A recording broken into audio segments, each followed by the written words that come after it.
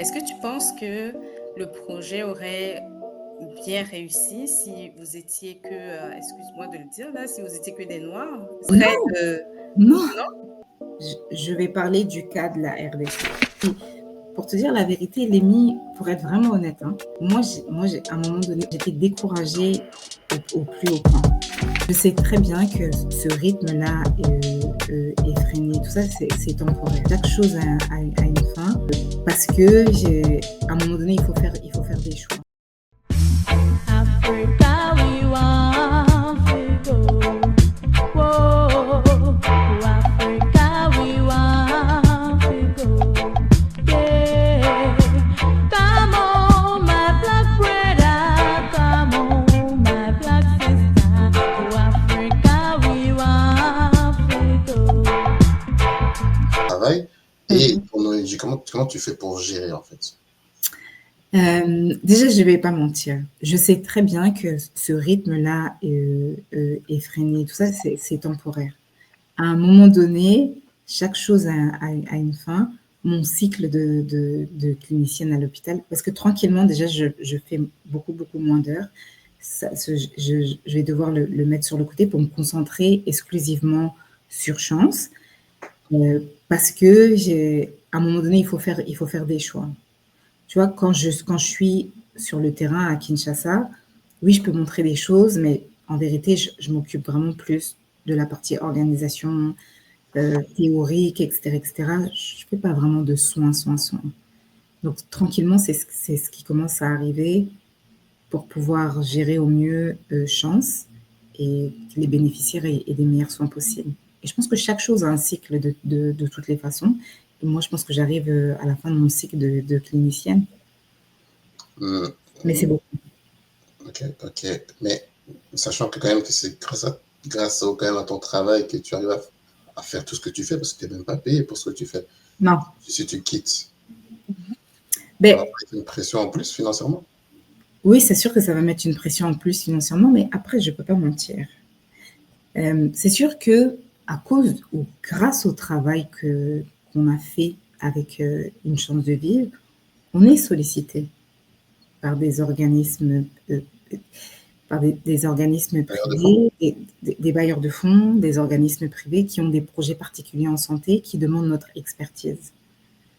Donc, à un moment donné, pour qu'on puisse faire ça aussi, va falloir nous rémunérer.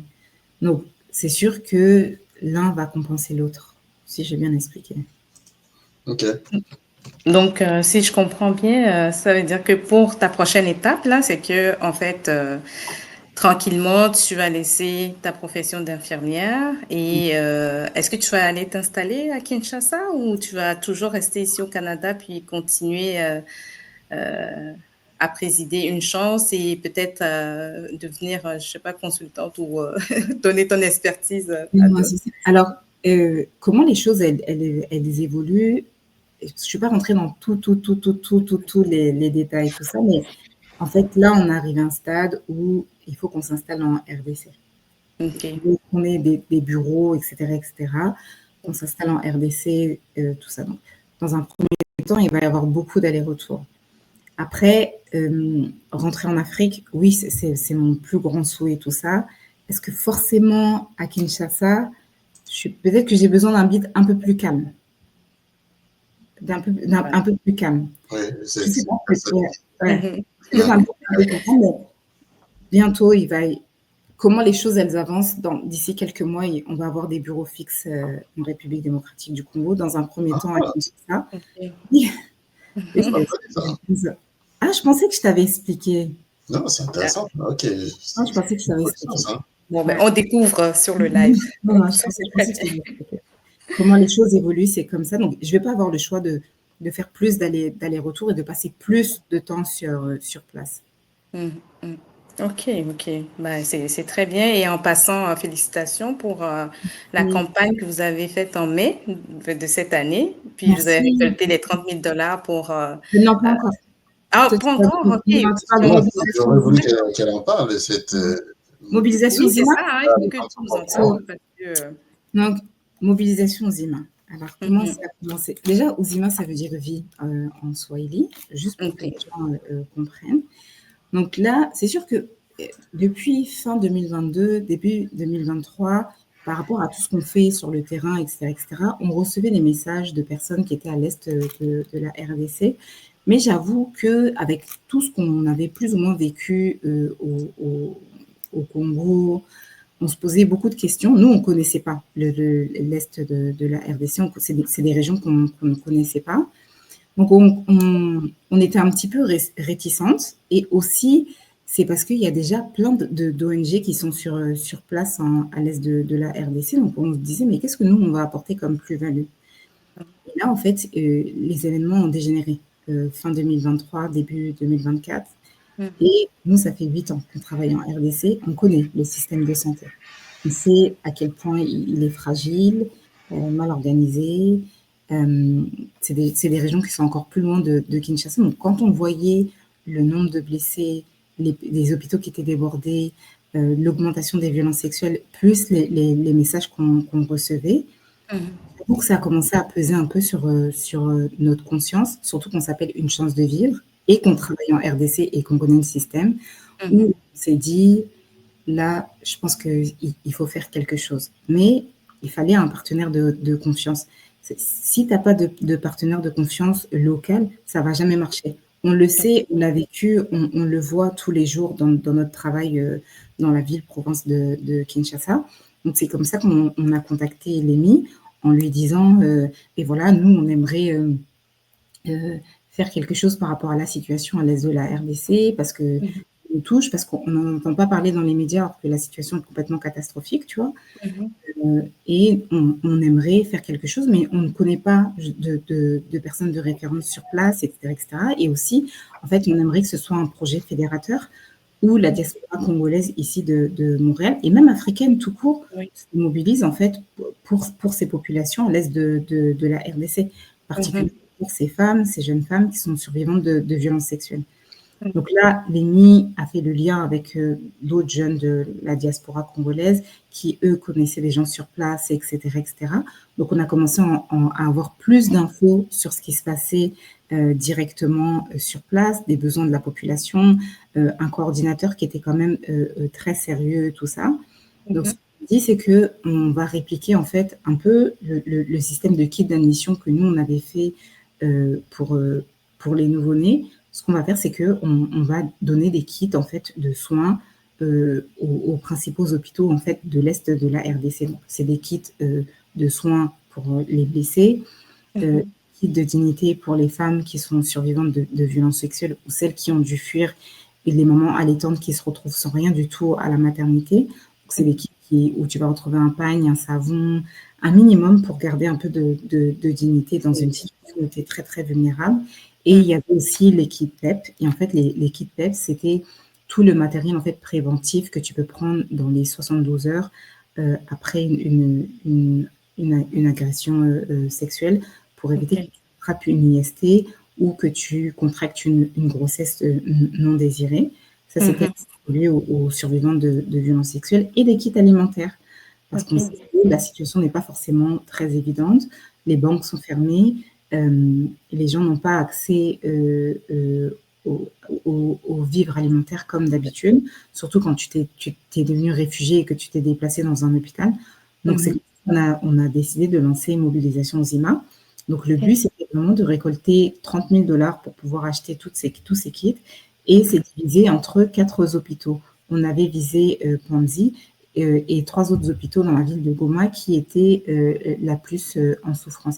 Après, pour être honnête avec vous, en rediscutant avec des personnes locales et en réévaluant les besoins, c'est vrai qu'on a décidé de changer genre les hôpitaux qui allaient réceptionner en fait ces kits parce qu'on s'est rendu compte qu'en fait il y avait beaucoup d'hôpitaux, que certains hôpitaux récoltaient genre tous les dons et d'autres hôpitaux n'en avaient pas forcément, or qu'il y avait aussi de la population qui allait là-bas.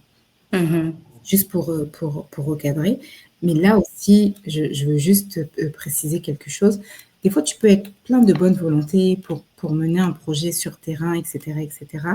Mais le partenaire local avec lequel tu vas faire affaire, c'est vraiment déterminant. En dehors du coordinateur qu'on a ici, on a contacté d'autres organismes qui ont pignon sur rue, sur les réseaux sociaux, etc., etc., qui finalement, quand tu finis par les approcher pour leur dire, voilà, nous, on veut faire un partenariat avec vous parce que ça, qui se montrent pas forcément très sérieux, malgré le fait qu'ils ont pignon sur rue, sur les réseaux sociaux, etc., etc. Donc, des fois, si quand les gens, ils prennent un peu plus de temps à poser une action, c'est parce qu'il y a des choses en coulisses que vous ne voyez pas ou que vous ne savez pas forcément. Donc, c'est juste... Ok, donc la campagne continue, si Oui, j'ai la bien campagne compris, là. Donc, pour ceux qui Après, on nous va pas... regardent, Ouais, la campagne... donnez. Oui, s'il vous plaît, aidez-nous. Comment est-ce qu'on donne? Alors, C'est vous ça. pouvez passer sur notre site internet unechancedevivre.org et en fait, vous avez mobilisation aux IMA. Donc, vous pouvez cliquer directement sur mobilisation aux IMA. Vous pouvez choisir de financer un des différents kits ou vous pouvez faire un don de personnalité du montant que vous voulez. Ok, d'accord. Ben, c'est noté. Je ne sais pas, Lémi, est-ce que tu avais d'autres questions ou je peux enchaîner? Oui, non, je te laisse. Ouais, ok, d'accord. Ben, écoute, Micha, c'est vraiment très, très intéressant ton parcours, tout ce que tu as fait jusqu'ici. Et vraiment, félicitations, c'est très motivant. Et je suppose que chacun en a pris un peu enfin, comment dire, de sa part, hein, pour ceux qui voudraient comme se lancer aussi dans des projets à fort impact social comme ça. Euh, J'aimerais juste que tu nous dises, c'est quoi les astuces, mettons des infirmières ou un professionnel de la santé ici qui a ce projet ou qui trotte dans sa tête et il ne sait pas par où commencer. C'est quoi les astuces, c'est quoi les conseils que tu donnerais à quelqu'un qui voudrait faire les mêmes projets? Mais je pense qu'il faut avoir une bonne base. Donc, je pense que déjà, avant de te lancer dans ce genre de projet, sois déjà excellent excellent, sois déjà vraiment très, très bon dans ton rôle. Si tu es Mhm. inhalothérapeute, sois vraiment excellent en tant qu'inhalothérapeute au point d'en devenir une référence pour tes collègues. Si tu es médecin, sois vraiment le médecin le plus excellent possible au point d'en devenir plus qu'une référence pour tes collègues. Et pareil pour les infirmières. Comme ça, quand tu vas te lancer dans ce genre de projet, déjà, cette confiance que les gens avaient en toi parce que tu étais déjà excellent dans ce que tu faisais, elle va suivre aussi. Puis ça va t'aider en fait à poser tes acquis dans ce nouveau rôle en disant quoi? C'est vrai que j'étais déjà excellente dans ça. Là aussi, je peux être Je peux le excellente. faire. Oui. Après, comme j'ai dit, moi, depuis que je suis petite, je l'avais toujours cette petite voix qui me disait que oui, quand je serai plus grande, je vais faire quelque chose pour les femmes, genre dans mon pays, etc., etc. Je ne savais pas quelle forme ça allait prendre.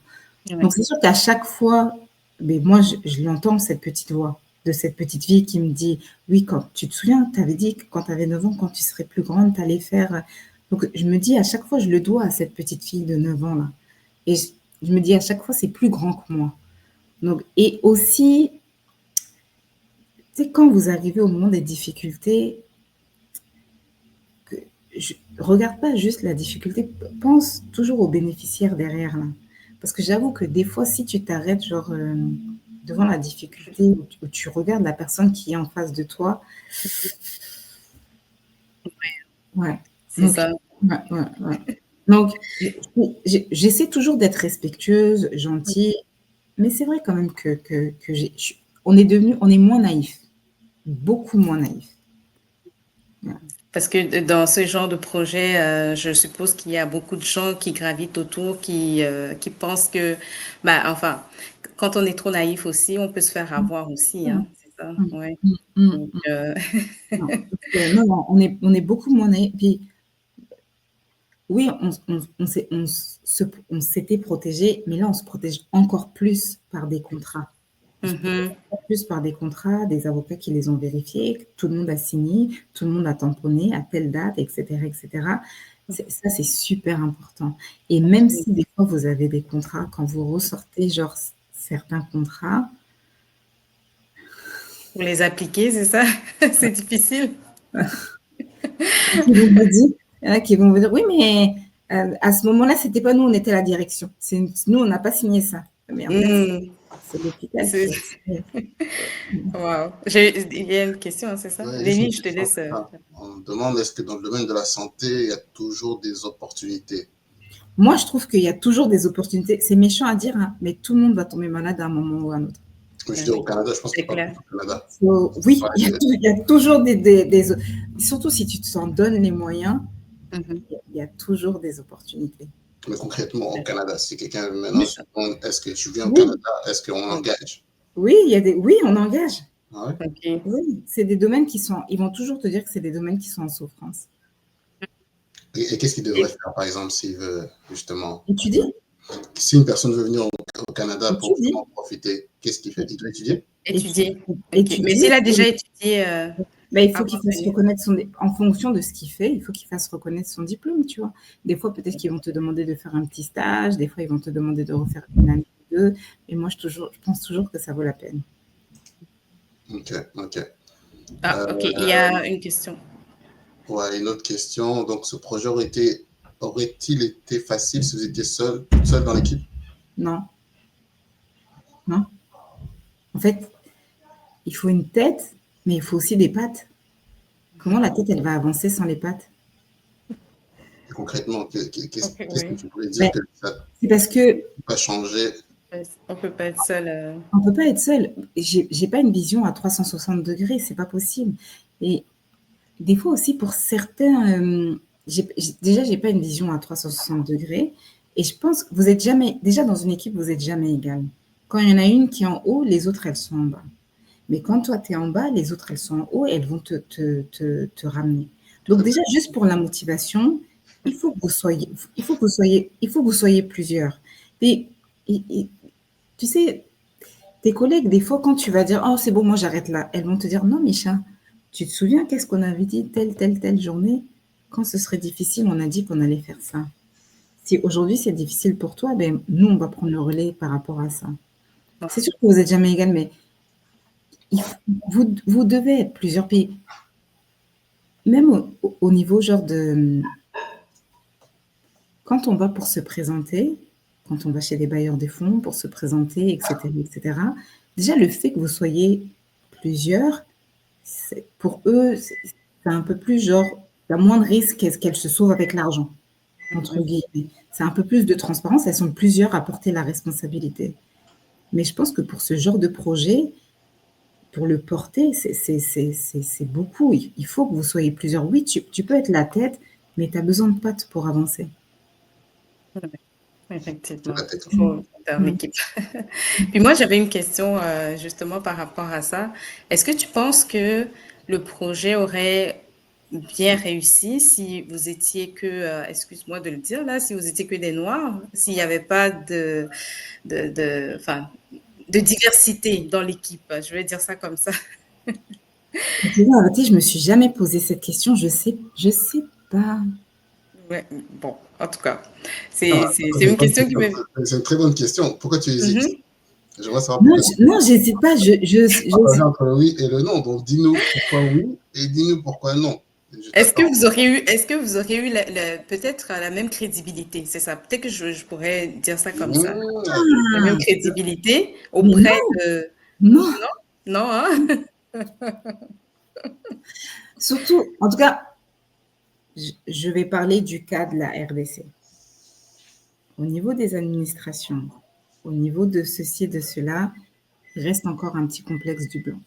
Mhm. Je vais parler pour mon cas, pour mon expérience. C'est pas une Mhm. généralité, avant que je me fasse taper sur les doigts, de ce que moi j'ai vécu. Des fois, ça m'est arrivé d'arriver dans des bureaux où c'était moi toute seule. Mhm. Et des fois, ça m'est arrivé d'arriver dans un bureau avec Mariam ou avec Docteur Baumier. Et là, c'était pas le même comportement. Mhm. Ce qui veut dire que le racisme n'est pas en France. C'est pas, je pense que pour le moment, pour le moment, dans certaines administrations au Congo, le blanc est gage de sérieux. Pour le moment. Puis, c'est quoi, mais même, comme je disais, on travaille vraiment dans une commune très, très popularisée. La commune la plus peuplée de Kinshasa, l'une des plus pauvres. Je ne vais pas rentrer dans tous les détails, mais très, très paupérisée. Et en fait, le personnel aussi est aussi un peu à l'image de la population de la commune. Et juste pour la petite histoire, il y avait un technicien en fait qui est venu pour expliquer une des machines, etc., etc. Et il était blanc. Mais lui, il était quand même, ça faisait un moment qu'il était au Congo parce que ça, c'est une partie du matériel qu'on avait acheté directement au Congo. Et tu vois, les sages-femmes, elles ont quand même un certain âge. Les médecins, c'est des médecins, des infirmiers, des sages-femmes qui ont quand même un certain âge. Et tu sais, je voyais comment elles le regardaient. Pour elles, c'était une des premières fois où elles voyaient un blanc et tout ce qu'il disait, c'était paroles d'évangile. Alors que des fois, moi, je trouvais qu'il leur parlait de manière condescendante. En fait, juste pour la petite histoire, cette journée-là, le courant a coupé. Donc, le groupe ça a pris un peu de temps pour que le groupe électrogène prenne le relais, etc., etc. Donc, il faisait chaud dans la pièce. Et en fait, il leur expliquait la table de réanimation. Et l'un des rôles de la table de réanimation, c'est de réchauffer. Et il leur dit, mais la table de réanimation, c'est pour réchauffer. Vous voyez comme ici, il fait chaud. Il n'y a pas de climatisation. Puis, il n'y a aucun d'eux qui a dit quoi que ce soit. Ils étaient tous... Moi, j'ai pas coupé la conversation, j'ai pas dit d'arrêter et tout ça, mais j'étais capable de voir qu'ils leur parlaient de manière condescendante, mais qu'ils n'ont pas forcément réagi, alors que c'est des sages-femmes qui pourraient être leur mère, etc. Donc, c'est sûr que j'avoue que pour le moment, de mon expérience, oui, je pense que peut-être que si on avait été que de carnation noire, on aurait, en tout cas, de ce qu'on a vécu en RDC, pour mon expérience, ça se serait peut-être pas passé de la même manière.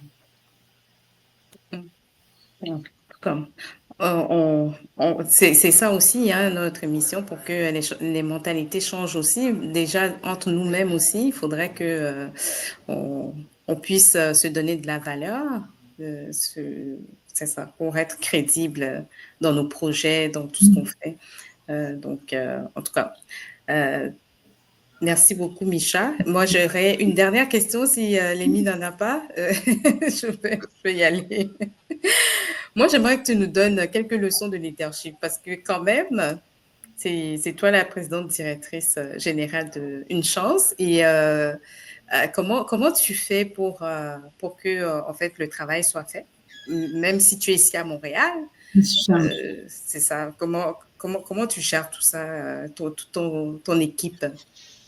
Alors, je vais pas mentir, moi j'ai vraiment appris à devenir genre un leader. Déjà, je pense qu'il faut une vision claire. Et en fait, on a toujours des objectifs que tout le monde doit respecter ces objectifs. C'est-à-dire que la responsable de l'unité, toi, ton objectif à la fin du mois, c'est de nous donner le rapport d'activité. L'objectif du technicien de maintenance, c'est de s'assurer que les bouteilles d'oxygène sont toujours... Tout le monde a des objectifs qu'il doit respecter. Et je pense qu'il faut que tu sois consciente de comment tu peux pousser les gens autour de toi. Si tu sais qu'il n'est pas capable de pousser une voiture, va pas lui demander de pousser un train. Arrête-toi à ce qu'il est capable de faire. Je pense que... Et puis, ça va créer moins de frustration chez toi. Je ne vais pas demander au poissonnier de cuire un poulet pour moi. J'ai comme appris vraiment à repérer les qualités de chacun et leur demander ce qu'ils sont capables de faire dans leur spécialité et pas aller plus loin que ce que je sais qu'ils peuvent faire. Si Adjo, tu me permets. Oui, vas-y. Et comment tu fais? Ça doit demander beaucoup d'humilité parce que, par exemple, quand tu nous parlais des difficultés de matériel et autres, je suppose que les non-congolais ou les non-africains pourraient, tu vois, ne pas le comprendre. Comment est-ce que tu fais, toi, pour peut-être les motiver alors que toi, peut-être que ça te démotive? Je ne sais pas si tu vois ce que je veux dire. Mais, tu vois, comme une de mes collègues, Cynthia, toujours elle dit, mais Chance, c'est notre bébé. Donc, en vérité, ton enfant, tu sais, quand il fait des bêtises, ça se passe pas bien, quand il veut, c'est toujours ton enfant, tu l'aimes. Donc, je pense que c'est de la même manière, en fait, qu'on a agi avec Chance. Puis, pour te dire la vérité, Lémi, pour être vraiment honnête, hein, à un moment donné, j'étais découragée. C'est pour ça que le leader, c'est important. J'étais découragée au plus haut point. Mhm. Donc là, et je me suis rendu compte que moi, quand j'étais découragée, j'avoue que les filles aussi elles se sont dit, si elle est comme ça, qu'est-ce que nous, on va pouvoir faire? Et comme j'ai dit, sincèrement, c'est vraiment la petite fille de 9 ans là qui est comme revenue, je ne sais pas comment, qui est comme revenue, qui s'est comme réveillée, et une fois qu'elle s'est réveillée, qui a réveillé les autres. Et les autres ont fini par te dire merci d'avoir fini par te réveiller. Donc, pour ce cas-là, là, Lémi, parce que je te dis, j'étais dans un état de découragement impossible. Alors, elles aussi, elles étaient découragées, puis elles arrivaient pas à ce moment-là précis. Mhm. Elles non plus, elles savaient pas quoi faire. Parce que si Micha, elle est comme ça, nous, qu'est-ce qu'on va faire? Et Mhm. c'est vraiment la petite Micha de 9 ans là, qui a surgi de nulle part, là, et qui a comme dit, oh, ça suffit, tout ça. Donc là, on s'est juste, OK, on se reprend, ça, on va faire ça, puis on est juste reparti comme ça. Puis tout le monde envoie des merci, merci, merci, parce qu'on ne savait plus quoi faire, etc., etc. Puis j'avoue que le fait aussi qu'elle aussi, elle se réveille aussi, qu'elle te dise merci, donc ça te redonne aussi un coup de boost ou un coup de boost. C'est comme des réactions en chaîne, des C'est transmissions. l'énergie de chacun, en fait. Ouais. Ouais. Ouais, en Je ne tout sais pas cas. si j'ai répondu comme tu voulais que je réponde. Moi, quand je veux Non, mais te répondre, hein, c'est sûr Ouais. que ça nous permet aussi à nous de voir un peu, parce que Ouais. c'est une équipe, c'est pas facile, surtout que c'est toi le projet et Bien qu'elles sûr. peuvent suivre. Mais j'ai bien compris que Ouais. c'est déjà la petite fille de 9 ans qui t'aide Ouais. beaucoup, mais en même temps, ton mood Ouais. bah, est important pour que l'équipe Ouais. puisse aussi continuer à rayonner. Ok. Ouais. Mais c'est là aussi où je m'en suis rendu compte, quand c'était difficile, parce que j'avais l'impression de voir plus de choses qu'elle, de comprendre plus de choses qu'elle à ce moment-là précis. Pas que j'avais caché des choses, mais je comprends quand même le lingala. Il y a aussi des codes que je comprends. Donc j'avais l'impression d'avoir vu plus de choses qu'elle. Donc c'est pour ça, je pense que à ce moment-là, j'étais peut-être un peu plus découragée qu'elle, parce que elles étaient encore un peu protégées par leur naïveté. Parce que je me rappelle à un moment donné, c'est Stéphanie qui me disait quoi, ça va passer, on va tout livrer. Parce que je pense que des fois, il y avait il y a certaines conversations, mais c'était juste moi et Mariam, ou moi toute seule qui les ai eues en pleine face. Donc, est-ce que j'ai vraiment retranscrit de la même manière que ça m'a été donné? Peut-être pas. Peut-être que ça fait qu'elles n'ont pas vraiment aussi genre compris comme ça aussi. Donc, je pense aussi leur naïveté, ça les avait protégées aussi un petit peu. Mais c'est ça, un leader, hein. Je pense que quand on est leader, il faut trouver la force en nous-mêmes là, pour toute l'équipe, Ouais. pour booster l'équipe. Donc, en tout cas, chapeau pour tout le travail que tu fais et continue comme ça. Je ne sais pas si Limite avait d'autres questions, sinon on va Oui, arrêter. comme c'est ça, moi je pense qu'on a vraiment fait le tour. Comme je dis encore, l'autre live qu'on avait fait un peu plus long, qui, Mhm. qui englobait vraiment ton parcours. Et je trouve ça intéressant parce que c'était un live il y a 5 ans et on te voit il y a 5 ans et on te voit aujourd'hui. Vous avez noté qu'il y a toujours la même ferveur. Malgré tout ce qu'elle explique là, il y a toujours la même ferveur. Ouais.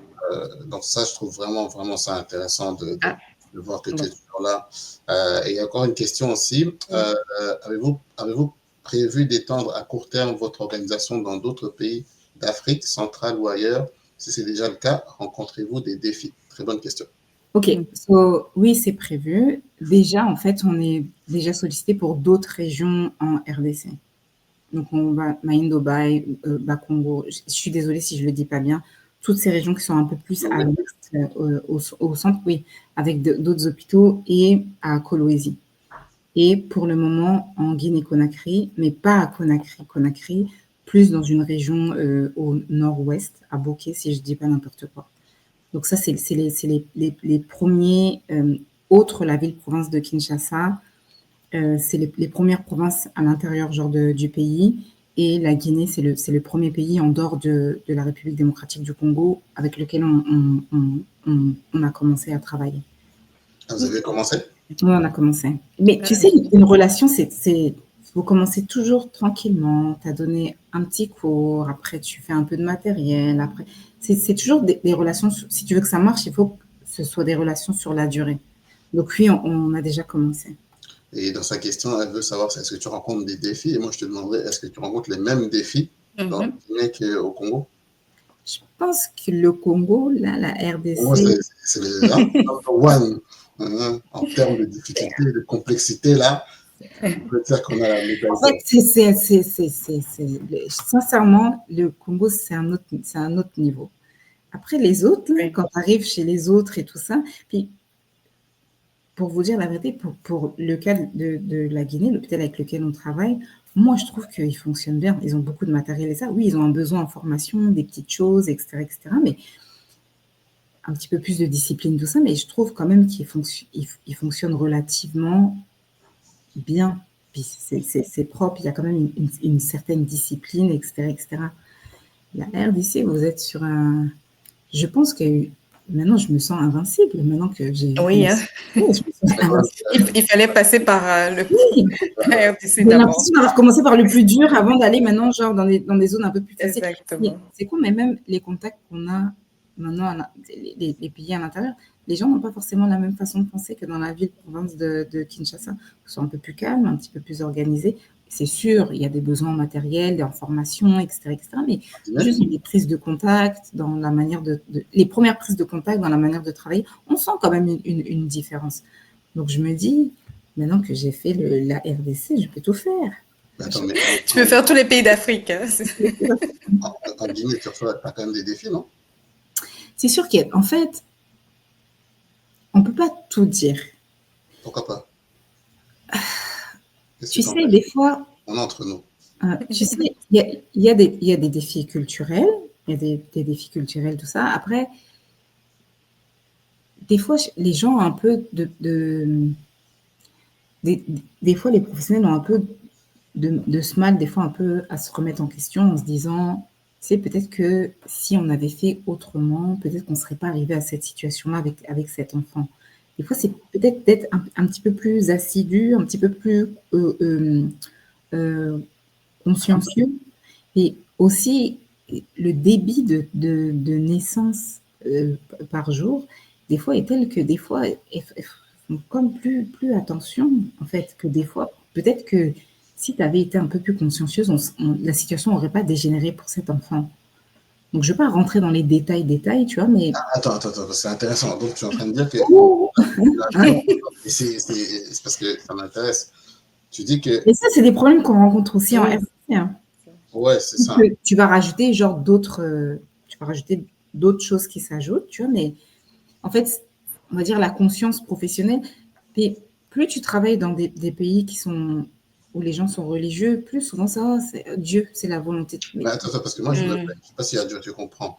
Là, tu parles du corps professionnel ou tu parles de la population? Parce que tu disais, si tu avais été consciencieuse, tu n'aurais peut-être pas... Les deux, c'est les deux. Pourquoi tu n'es pas venu? Oui, les deux. Comme par exemple, il y a certaines mamans, tu leur demandes, mais pourquoi tu n'es pas venu suivre les consultations prénatales? Oh, ça ne me disait rien. Oui, mais c'est pour toi, maman, tu vois. Et à contrario, il y a aussi genre des sages-femmes ou des médecins. Des fois, tu dis, ouais, mais attends 2 secondes. Le petit, il n'allait pas bien depuis tant. Pourquoi tu as laissé traîner la situation comme ça? Ok. Un peu de négligence, en fait. Mais ça, on le retrouve aussi en RDC. Ça, je ne peux pas mentir, on le retrouve aussi en RDC, tout ça. Et ça, c'est souvent genre, mais c'était Dieu. Non, c'était Dieu, ça. C'était un peu vous aussi. Et tu sens que c'est un défi parce que même si tu essaies de l'utiliser, ça ne change rien. Ouais. Mais c'est pas... En fait, je ne peux pas dire que ça ne change rien. C'est pas vrai.